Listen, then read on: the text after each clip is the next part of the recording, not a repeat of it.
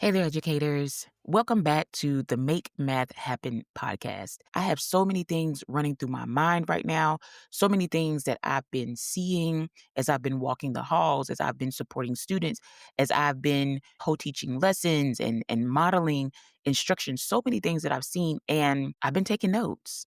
And so I just want to share what I've concluded after 2 full weeks of school.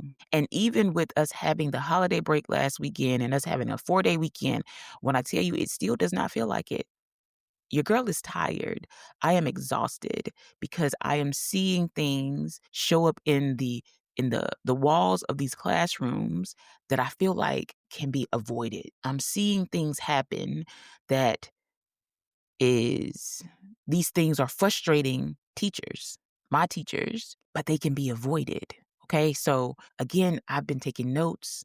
I have been reflective, which is something that is super important as educators, is that we be reflective. I am not one to just say it is somebody else's fault. I am not one to say that it's all my fault either, right? The purpose of being reflective is it allows you to see every side of what could have taken place, okay?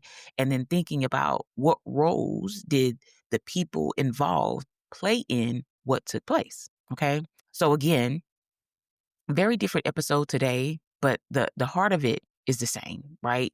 We're talking about things that we can implement in our classrooms, on our teams, on our grade level within our school that can ultimately make us stronger. Okay. So today we're focusing on educational landscape. And I want to start with the question, how would you describe your educational landscape? Okay. That's the question that I want you to think about as we're progressing through my thoughts, because this is exactly what this episode is. Okay. So, as I mentioned earlier, I am heading into week 3 into my district. Okay.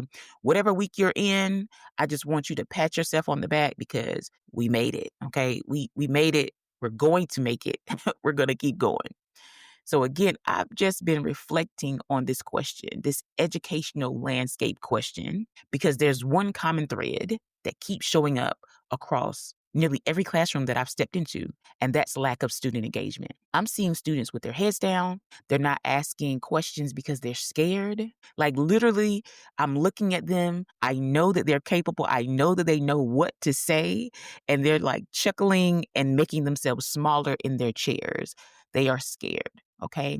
I'm seeing students chatting with their peers, just having a good time, talking it up. I'm seeing students get up out of their chairs and just walking around without permission, interrupting teachers in the middle of them talking to ask them the most random questions. Just overall disengaged from the main reason that they're in school, and that is to learn. We, the educator, has been tasked with growing these students at least one school year, right? We are there to teach them, but I think some of the kids may have forgotten.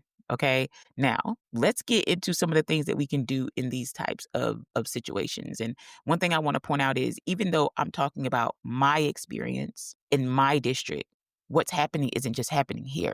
Teachers all across social media are asking the same questions. What do I do when kids don't want to talk to me? When they don't want to respond to questions, they don't want to talk to each other? What do I do when students just don't want to work? That's the landscape that many of us are navigating right now. So the real question becomes, what role do we play in it? If everything around us looks the same, no matter what state we're in, no matter what district we're in, if the kids are showing up in a similar manner, now we have to focus on what role do we play when those students come to us like that. Okay. So the first thing that I want to emphasize is relationships.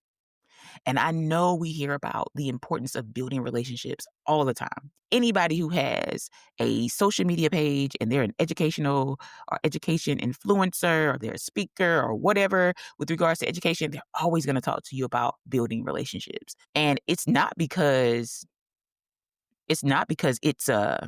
something that they like to hear themselves say. It's because it is true, especially in the United States. Like, I don't know how it is in other countries. I've worked with a lot of teachers from other countries, and it seems like it might be a little bit different from what I'm experiencing in my state, at least. But we know that here, building relationships is key. And although we hear people talking about it, and sometimes we may roll our eyes when we hear people say this because we've heard people say it so much, we really can't deny just how important relationships are. Here's the thing though, so many of us think that relationships are about using student slang, like using their lingo, learning their dances, or giving them, whatever it is they want so that they don't make your class miserable. I tend to disagree with that. True relationships with your students comes from listening, from being observant to how they show up to you every day, show up in your class every day, from asking open-ended questions and actually listening to their answers. That's how you build relationships, okay? I think that other stuff is the cherry on top. But the cone and the ice cream has to be composed of you listening to them, you paying attention to them, you showing them that you actually care. That's the ice cream, okay? That's the ice cream.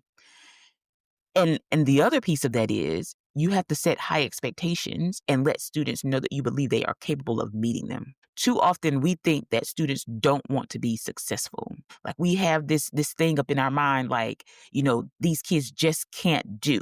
These kids ...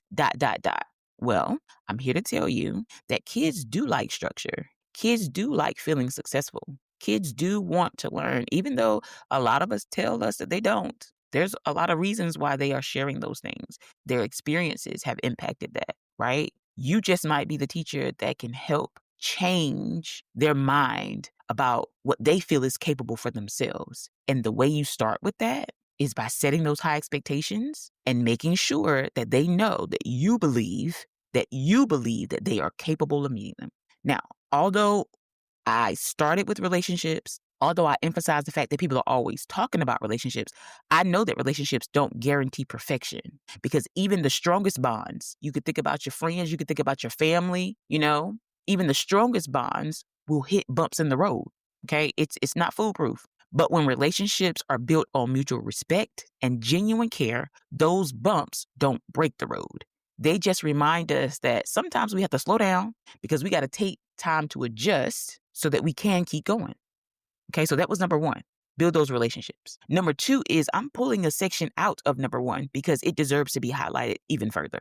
The second piece is high expectations. If you believe that your students are incapable of learning, if you feel like they cannot, they will feel that. No matter how well you think you've hidden it, no matter how big of an actress you see yourself as, like, my acting is T, they know. And in case you're confused about what high expectations looks like, it looks like creating structures and then standing on them. It looks like organizing your own workload so your frustrations don't bleed into your lessons. So high expectations for students, but also high expectations for yourself. They look like prioritizing teaching and learning experiences and then training kids to respect instructional time. High expectations show up in the way you use proximity to redirect instead of interrupting your lesson, in the way you move constantly around the room to check on progress, and in the way you stand firm on consistency. High expectations won't make your classroom perfect, okay? It will not make your classroom perfect. That's not the picture that I am painting. But what I am painting for you is that when you have high expectations, your classrooms will feel safe. Your classrooms will feel consistent. When students show up in your classroom, they're going to know exactly what to expect. They're going to know what they can and they cannot do. There are going to be some kids that test that, but for the vast majority of your students, they're going to rise to your high expectations. Your classroom is going to feel affirming. It's going to feel structured. And those are the conditions where students can engage, where they can learn, and they can grow. Okay? Number three is preparedness. Every single moment in your classroom matters. A lot of times people feel like they can wing it, that they'll just figure it out. I've talked to you guys before about that optimistic bias. When you're prepared, you're standing at the door to greet students instead of scrambling at your desk. You've already planned what happens once those students enter your classroom, and that greeting sets the positive tone that your students need. When you're prepared, you have a hook that makes students curious. It makes them inquisitive. It makes them sit up in their chair, ready to talk. Preparedness means you're going to bridge yesterday's lesson to today's so that students see there's always a connection. Their learning is connected. Monday is connected to Tuesday. And guess what? Wednesday of this week might be connected to Monday of next week. It means you've practiced your directions so they're short and clear. I have to emphasize this. Some of us like to talk, okay? Coming from a person who likes to talk. Some of us like to talk. But when your directions have a million words in them, baby, ain't nobody got it. Nobody has it. Clear and concise, okay? Clear and concise. Practice that. If you need to practice, if you need a peer to listen to you, say, hey, check this out. Is this clear to you? How can I tweak this to make this a little bit clearer, a little bit more concise? Please do that, okay? It's going to help students. It's going to help you because now you don't have to keep repeating yourself.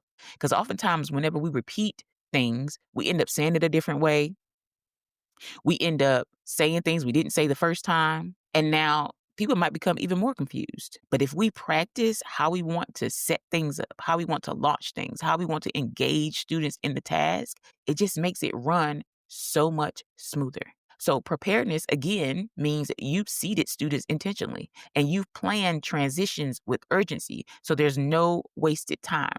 When students are seated intentionally, they're sitting near somebody who can support them because you're one person and sometimes you may have 35 kids in your class. So unfortunately, you may not get to every single student, every single round that you make. But if you have them seated near someone and you do that turn and talk, now they have an opportunity to share their thinking, hear somebody else's thinking, and then reconsider what they initially thought. Okay. And I want to emphasize the urgency piece. Urgency doesn't mean you're rushing students. It doesn't mean we're like, okay, y'all, we got to go. We got to get this done. Let's move. It doesn't mean that. Instead, you're taking the time to intentionally chunk the lesson so students can experience both mistakes and successes without losing momentum. Students who experience mistakes and successes know that they're going to have opportunities to continually progress their learning. They know they're working towards something, right?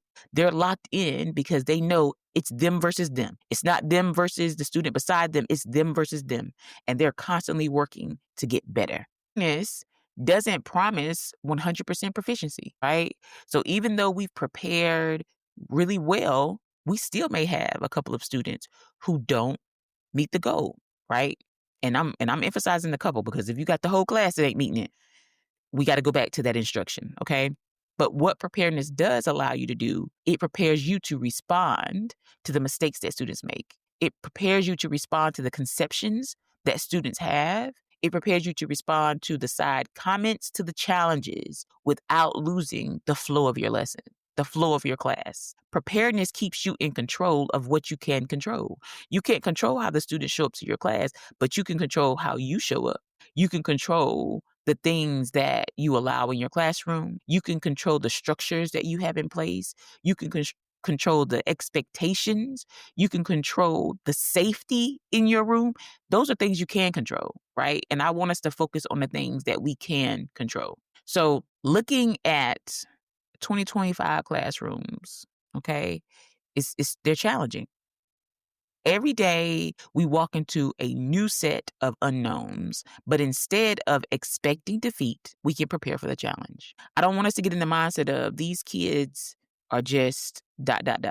These kids can't ... I just don't know what I'm going to do with these kids. I don't want us to expect defeat. The challenge is going to be there. I think we can expect the challenge. Teaching is not easy. It's a very difficult role. But with these things, okay, with these things that I mentioned today, I feel like we're going to get closer to success in our classrooms. We may not be able to change the students who show up in our classrooms. We can't change the students who are on our rosters, but we can change how we show up for them.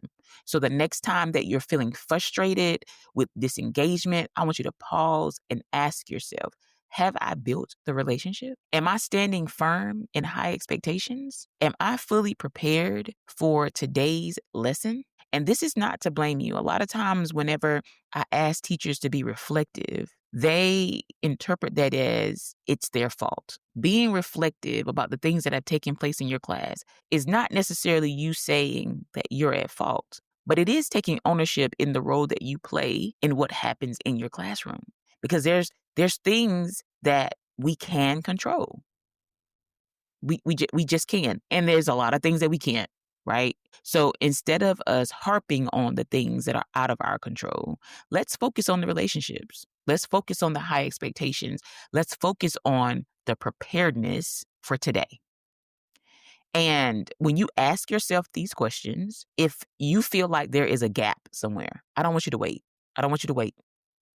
You need to tweak it now, change it now, intervene now, because the longer the disconnect grows within your classroom, the bigger your challenges will become. If you're feeling like, baby, I'm done, and it's September, you need to go ahead and make some changes immediately, because by March, you're probably going to be hanging on by a thread, and I don't want that for you. I don't want that for you. You don't deserve that, right? Your kids don't deserve that. Your family doesn't deserve that. So go ahead and put those structures in place. Stop assuming that kids are just going to adjust to what class should be, and instead start training them. Okay? Start training them. At the end of the day, the educational landscape may feel rough, but the role you play in it is powerful. You have the ability to shift the atmosphere, to create structure, to make space for learning, and to model what it looks like to persevere. So take your power and do something with it, because that's what it means to make math happen, to make ELA happen, to make science happen, to make social studies happen, to make learning happen. So go do something with your power. I'll see you in the next episode.